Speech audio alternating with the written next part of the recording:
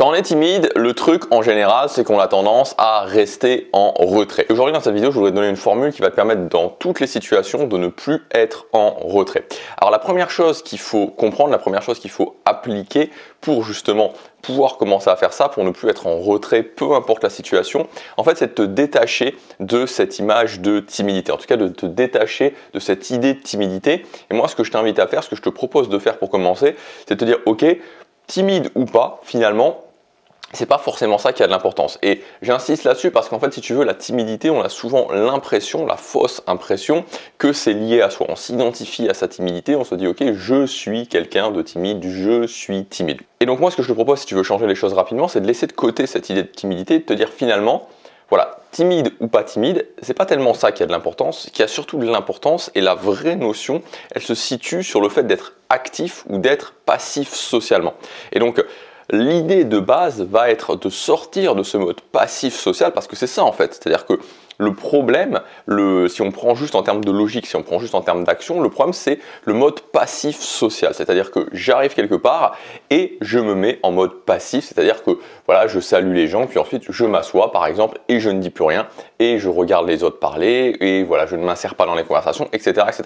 Donc je suis passif socialement. Et donc pour changer les choses rapidement, ce qu'on va chercher à faire, c'est de switcher de ce mode passif en mode actif. Donc ça c'est la première chose que je t'invite à faire, c'est de dire ok, la timidité pour le moment je la laisse de côté. Ce que je cherche surtout, je me concentre surtout sur les choses très pragmatiques et ce que je cherche à faire, c'est passer du mode passif au mode actif. Et en fait le truc c'est qu'il faut vraiment voir la passivité comme un moyen de défense. On en a parlé dans la vidéo d'hier, la passivité, le mode passif comme un moyen de défense de ton cerveau, tout simplement parce que c'est plus confortable. C'est-à-dire que c'est exactement comme si au lieu d'aller à la salle de musculation, au lieu d'aller 2 heures à la salle de musculation, tu te mets sur ton canapé et tu regardes une série sur Netflix pendant 2 heures.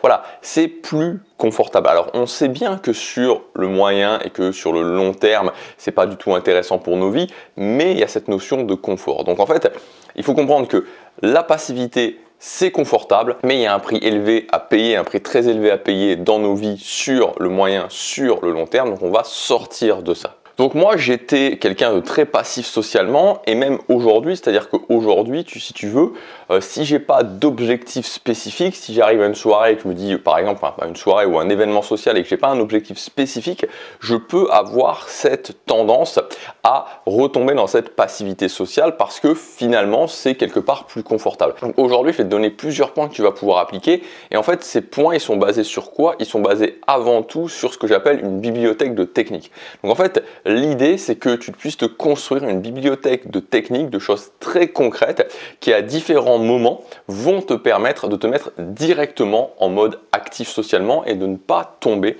dans le mode passif. Donc la première chose, c'est de comprendre que plus vite tu te mets dans le mode actif, plus simple c'est. C'est-à-dire qu'il faut vraiment imaginer le fait que quand tu es dans le début d'un événement social, te mettre en mode actif socialement, c'est comme si tu étais sur une pente. Donc c'est facile, c'est comme si tu descendais sur une pente. Plus tu attends et plus la pente va se redresser pour devenir du plat.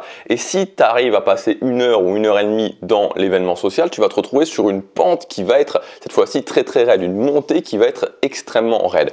Donc en fait, il y a vraiment un timing qui se met en place et donc plus tu le fais rapidement, plus rapidement tu te mets dans le mode actif socialement, plus c'est simple. Et c'est pour ça que c'est important dans le cadre de cette bibliothèque de techniques d'avoir des techniques qui vont te permettre dès le départ d'être en mode actif. Donc par exemple quand tu arrives quelque part, tout simplement tu te présentes, tu vas voir les gens, tu te présentes ou si tu les connais déjà, tu leur demandes comment ça va, tu leur demandes comment s'est passée ta journée, tu vois, très simple, très basique, mais tu te mets dans le mode actif socialement. Un point aussi qui est vraiment important, c'est d'avoir des techniques qui vont te permettre de t'insérer dans un groupe quand il est en train de parler. Pour ne pas, en fait, à un moment donné, c'est-à-dire que si à un moment donné, tu t'aperçois que pendant 2, 3, 5 minutes, les gens sont en train de parler et tu ne dis rien, et moi, c'est un problème qui m'arrivait souvent, d'avoir des techniques qui vont te permettre directement de t'insérer, directement de te remettre dans le groupe et directement de te remettre en mode actif pour ne pas commencer, tu vois, à rentrer de plus en plus dans ce mode passif. Ensuite, le troisième point qui est important, il faut vraiment que tu le notes aussi, c'est la notion de mouvement. La notion de mouvement, elle est vraiment très importante parce que dans cette passivité, il y a la notion il y a le fait d'être muet et il y a aussi le fait d'être un petit peu statifié, le fait de ne pas bouger. Donc c'est important de créer du mouvement. Donc moi par exemple, quand ça fait 10 minutes que je suis quelque part et que j'ai pas bouger, que je ne bouge pas, en fait je me dis ok, je vais créer du mouvement, il faut que je crée du mouvement. J'ai donc différentes choses, je me dis ok, je vais faire ça ou je vais faire ça et je vais créer du mouvement. Et ensuite la quatrième chose, c'est en fait, et donc c'est la première chose à faire, mais je te l'ai dit en dernier parce que voilà, pour t'expliquer un petit peu comment fonctionne le processus, c'est l'idée en fait d'avoir, avant d'arriver dans un événement, tu vois, tu arrives dans un événement, je sais pas, tu vois, ça peut être une nouvelle activité dans laquelle tu vas t'inscrire, ça peut être, je sais pas, même une réunion familiale, pourquoi pas, si tu te sens pas forcément à l'aise, ou une réunion avec des collègues de boulot, ou alors ça peut être, je sais pas moi, tu vois, une soirée avec ton cercle social, la soirée d'anniversaire d'un ami, etc., etc., etc.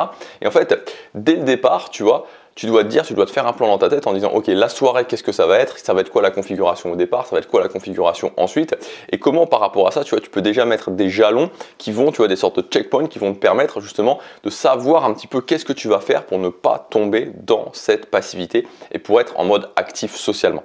Donc je vais te faire un petit peu un résumé de tout ça, de tout ce qu'on a vu, mais vraiment la première chose, et c'est comme on l'a vu dans la vidéo d'hier, si tu l'as pas vu, je t'invite à la regarder, c'est vraiment de décider en fait de se mettre en mode actif socialement, de prendre cette décision de devenir actif socialement. Donc ce qu'on a vu vraiment dans cette vidéo, c'est que premièrement, tu dois mettre de côté la timidité. Laisse pour le moment, si tu veux faire les choses rapidement, si tu veux avoir des résultats rapidement à ce niveau-là, en termes de passivité sociale, en termes d'effacement social, tu dois mettre de côté la timidité, laisse de côté la timidité et concentre-toi uniquement sur des choses très pragmatiques. Ensuite, quand tu arrives dans un environnement social, essaie de te mettre rapidement en mode actif. Et vraiment très important, moi c'est ce que je te conseille de faire et c'est ce qui m'a vraiment sorti en fait de ce mode passif socialement. Crée-toi en fait une bibliothèque de techniques, de différentes techniques à différents moments. Quand j'arrive quelque part, ensuite pour relancer la conversation, ensuite pour m'insérer dans un groupe, ensuite pour créer du mouvement, tu vois, moi je te donne les choses que je fais moi, tu n'es pas obligé de faire exactement pareil, tu vois. Moi c'est les techniques que j'ai pour moi qui vont te permettre, tu vois, d'avoir un panel de techniques comme ça qui vont te permettre directement, ok, dans ce cas-là, boum, je sais quoi faire, dans ce cas-là, boum, je sais quoi faire, dans ce cas-là, boum, je sais quoi faire.